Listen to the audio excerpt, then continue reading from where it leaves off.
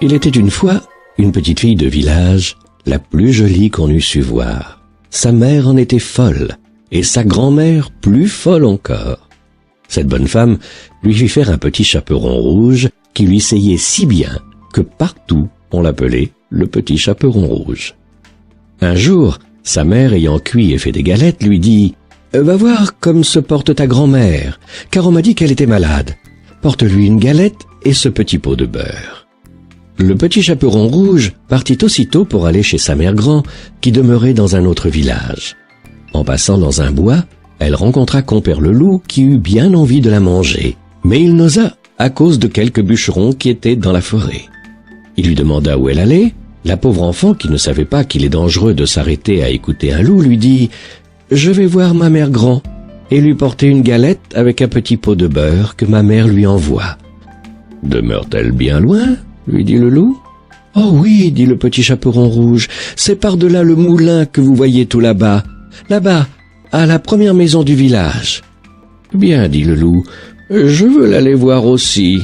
Je m'y en vais par ce chemin ici, et toi par ce chemin-là, et nous verrons qui plus tôt y sera. » Le loup se mit à courir de toute sa force par le chemin qui était le plus court, et la petite fille s'en alla par le chemin le plus long, s'amusant à cueillir des noisettes, à courir après des papillons et à faire des bouquets des petites fleurs qu'elle rencontrait. Le loup ne fut pas longtemps à arriver à la maison de la mère grand. Il heurte. « Toc toc.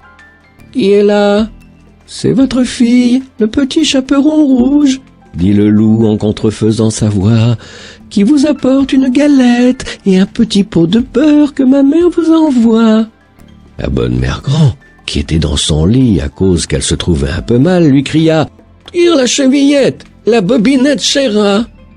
Le loup tira la chevillette et la porte s'ouvrit. Il se jeta sur la bonne femme et la dévora en moins de rien, car il y avait plus de 3 jours qu'il n'avait pas mangé.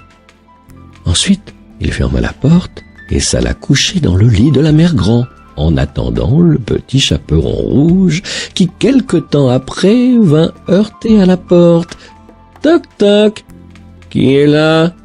Le petit chaperon rouge, qui entendit la grosse voix du loup, eut peur d'abord, mais croyant que sa mère grand était enrhumée, répondit « C'est votre fille, le petit chaperon rouge qui vous apporte une galette et un petit pot de beurre que ma mère vous envoie. » Le loup lui cria en adoucissant un peu sa voix « Tire la chevillette, la bobinette chera !»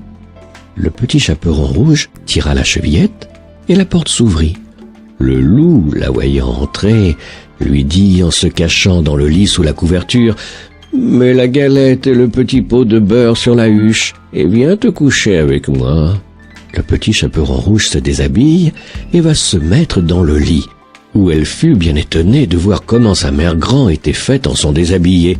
Elle lui dit « Ma mère grand, que vous avez de grands bras. »« C'est pour mieux t'embrasser, ma fille. »« Ma mère grand, que vous avez de grandes jambes. »« C'est pour mieux courir, mon enfant. »« Ma mère grand, que vous avez de grandes oreilles. »« C'est pour mieux écouter, mon enfant. »« Ma mère grand, que vous avez de grands yeux. »« C'est pour mieux voir, mon enfant. »« Ma mère grand, que vous avez de grandes dents. »« C'est pour te manger. » Et en disant ces mots, ce méchant loup se jeta sur le petit chaperon rouge et la mangea. Moralité, on voit ici que de jeunes enfants, surtout de jeunes filles belles, bien faites et gentilles, font très mal d'écouter toutes sortes de gens, et que ce n'est pas chose étrange s'il en est temps que le loup mange. Je dis le loup, car tous les loups ne sont pas de la même sorte. Il en est d'une humeur accorte, sans bruit, sans fiel et sans courroux, qui, privés, complaisants et doux, suivent les jeunes demoiselles, jusque dans les maisons, jusque dans les ruelles. Mais hélas, qui ne sait que ces loups doucereux, de tous les loups, sont les plus dangereux.